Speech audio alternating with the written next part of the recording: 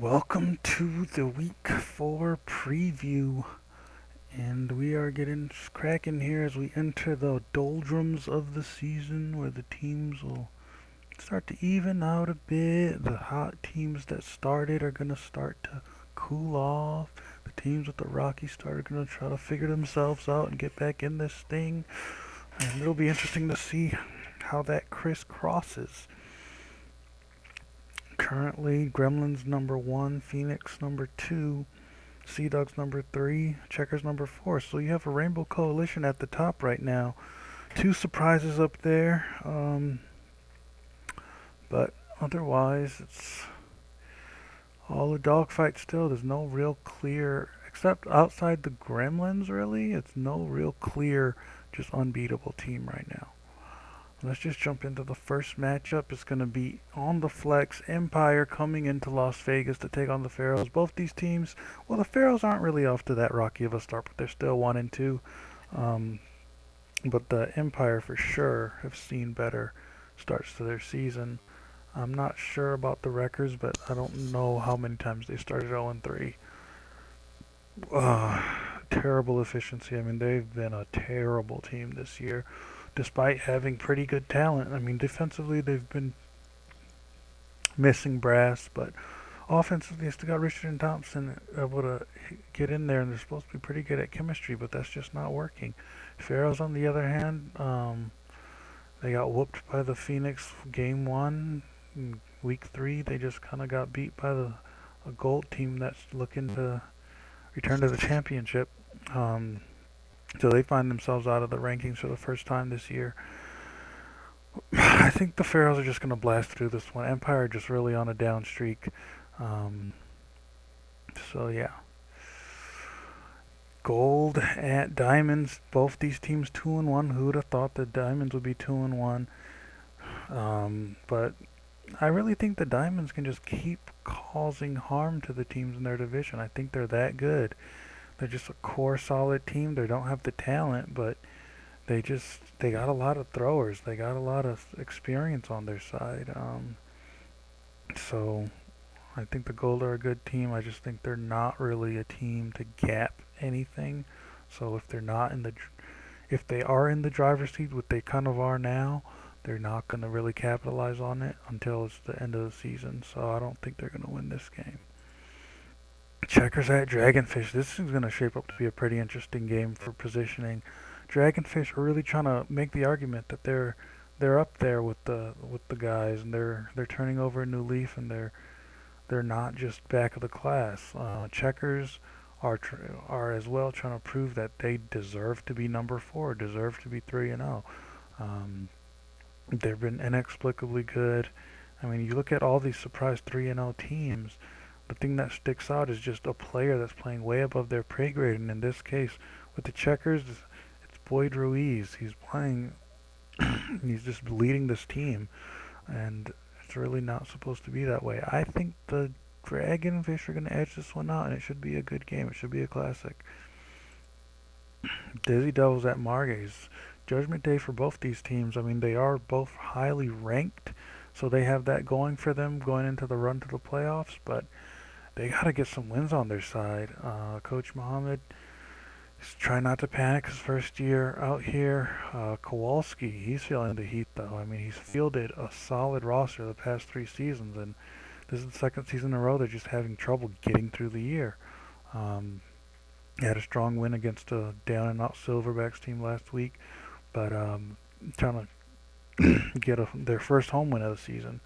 Dizzy Devils, on the other hand, they started off fine against the Empire.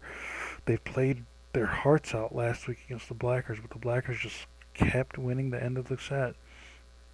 And they're hoping to just have a strong victory here. These teams match up really evenly. I mean, this game, there's no reason it shouldn't be 5-3, 5-4. I see the Dizzy Devils, I mean, they're really a toss-up. They're really similar teams. I think the Dizzy Devils are a little more diverse. Margays are a little more throw heavy. The Dizzy Devils have a little more defense, so I think Dizzy Devils might edge this one out. Cats at Toros. Toros now vulnerable, now not undefeated.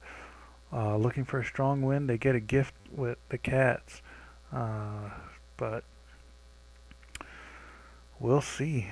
There's been a lot of surprises. The Cats, I mean, they hung on to beat a terrible Reapers team, so that's not really a notch on their belt. But I think the Toros are going to win this one 5-2, but it might start off shaky. You never know. Toros are in a position they haven't been, coming off a loss. Phoenix at Silverbacks. I bet this is going to be a win for the Silverbacks, just because at this point, now that Phoenix is the favorite to win, they're probably going to back off and lose. Silverbacks, I mean, they have the roster. They've had the roster. They had some of the top two players in the league. Baldwin's got to get it together, get this team together. Phoenix, they're pretty much the same type of team with 2 stars and but the Silverbacks have better back court. So I really think it's going to be Silverback win, probably 5-1. Probably just a shocking win for a team. Phoenix have been so dominant. Willis is playing way better than he's supposed to, and I think that ends this week. Captains at Reapers, battle of winless Midwestern teams. Could it get more boring? Reapers, I mean, how many years do you have to crash and burn for something to really change in this organization? The Miller, I mean, it's Miller and Jason. I mean, they've whittled out every other player out of this organization, and just week after week, Jason's letting them down. I mean, last week was so ridiculous against the Cats team that was not good. They couldn't get it done. They just couldn't finish the game. Captains, Dil Durant, what's happening? This is your team. Everybody's depending on you, and he's really crumbling under pressure in his sophomore season when now that expectation has set in. So, I mean, I think Captains are going to beast out this one 5-3, but it's not going to be a fun game to watch.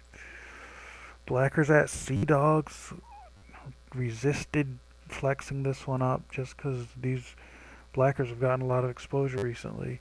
And next week could be a 4-0 matchup with the Blackers and Phoenix. I don't think that's going to happen. I think both these teams are going to lose this week.